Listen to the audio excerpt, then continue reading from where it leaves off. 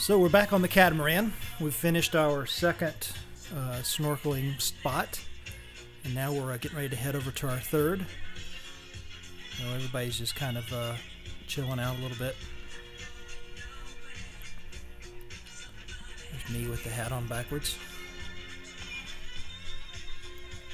Pretty cool boat. Definitely big enough for everybody, and had a good kind of party vibe to it. You'll see some footage later on in the video here where they're doing like that. People are swinging off of that rope and jumping into the water. It's pretty cool. So basically just kind of hanging out in Aruba. Weather was pretty good. You know, they're playing, some background music for us to listen to as we're just kind of doing our thing.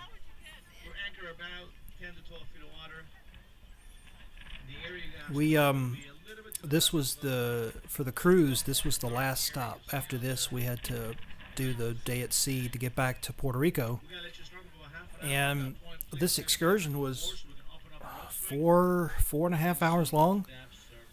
So we were basically doing so much with this one excursion that by the time we got back, we went back on the ship, got some lunch. I think we went back out for maybe a few minutes, but we really didn't see any of Oranjestad because we spent the whole time in port pretty much on this one excursion, and we were tired by the time we got back to the ship. So never really got a chance to actually kind of see Aruba except in the water on this one excursion, which this was really good. And you'll see right here when we drop in under the water that we're very shallow. Water's crystal clear. The GoPros don't do the best job in the world at picking up the color. So the colors look kind of bland underwater, but you still get a good variety on the fish and stuff. This is Maria's GoPro, so I kind of went back and forth using footage from her GoPro and then some from mine, because we were both, of course, in the water at the same time. I'm somewhere over there. And between the two of us, we recorded a ton of footage. I mean, we filled those memory cards up.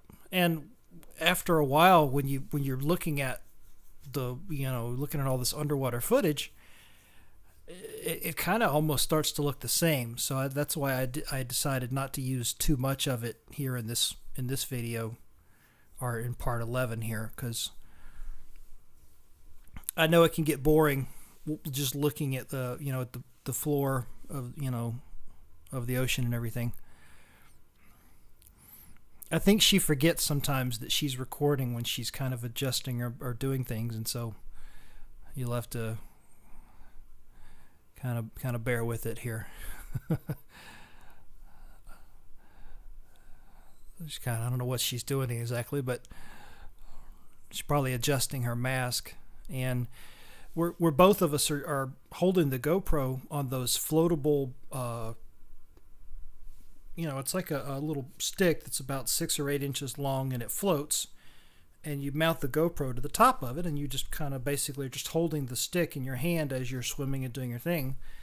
And I think she was in the process of trying to adjust her mask, and so she's trying to hold the stick in one hand and adjust the mask with the other, with both of them together. And so that's what I think is going on here, but not exactly sure. I know whenever I had to do it, I would usually try to stop recording so that I wasn't recording while I was doing that kind of stuff. And you can see our boat there in the background. So this is some footage from my GoPro. When we're in the water and we're doing the snorkeling and we've got the GoPros recording, you're swimming around and you're kind of like, okay, what am I, you're aiming the GoPro at various things on the floor of the ocean here, and it's like, okay, I got to record something, and looking for movement. And it's mostly a lot of little fish. Every once in a while, you spot something big. I think at one point we saw like a turtle down there. I don't remember if we got it on footage or not. And again, there were so many clips to go through that I just kind of grabbed a couple of good ones to put in here. But I know that we saw, I think, a turtle. We saw a couple of larger fish. At one point, I think we see a puffer fish down in there, but I can't remember if I got him in one of the clips or not.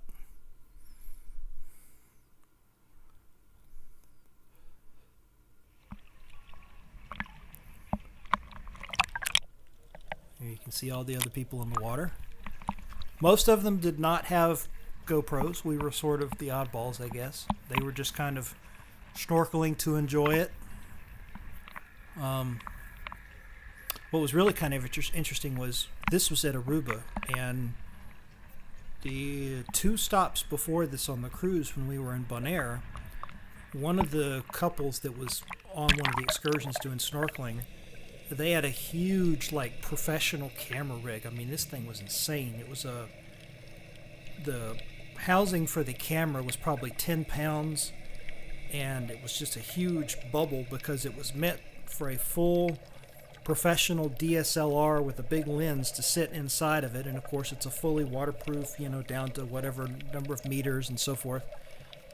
And she had all these buttons on the side to be able to, operate the camera underwater. And so there's the bottom of the boat. This is, I think this is Maria, getting ready to climb out. So at this point we are done, and now we're starting to head back to shore. And you can see they kind of got the rope swing going here. I guess actually we stayed out at this spot for a few minutes, or for a little while, before we started heading back.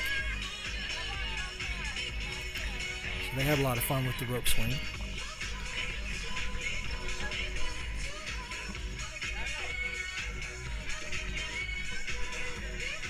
And to get it started, I think some of the guys that run the ship or run the boat, they were kind of, hey, here's how you do it.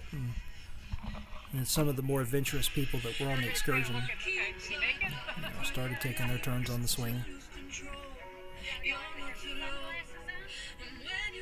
Like this guy right here.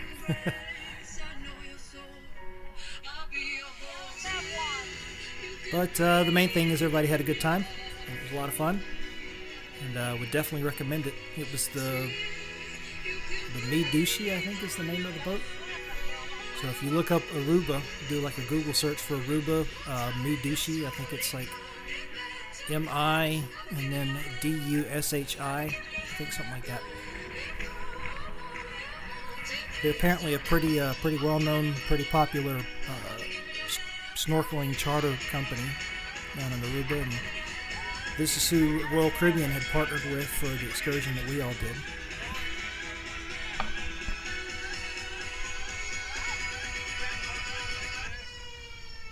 We were, at this point, the 3 different places they took us, we were quite a ways away from the cruise ship. So once we started to head back, it took us a little while. Of course, we weren't going that fast. So it was kind of a scenic tour out, go to 3 different snorkeling spots. I think they fed us lunch. I can't remember exactly. Well, maybe not lunch, but but definitely had like some cocktails and things to drink, and make our way back.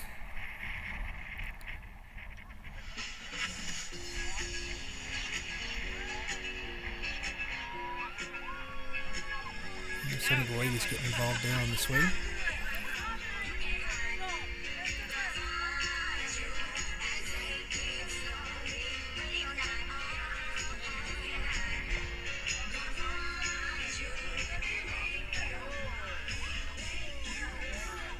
All of this footage is coming from Maria's GoPro, because at this point I knew she was recording everything, so I was kind of like, there's no point in both of us recording the same thing. So this is all coming off of her GoPro, and she has the Hero 4, whereas mine is older. Mine's the Hero 3.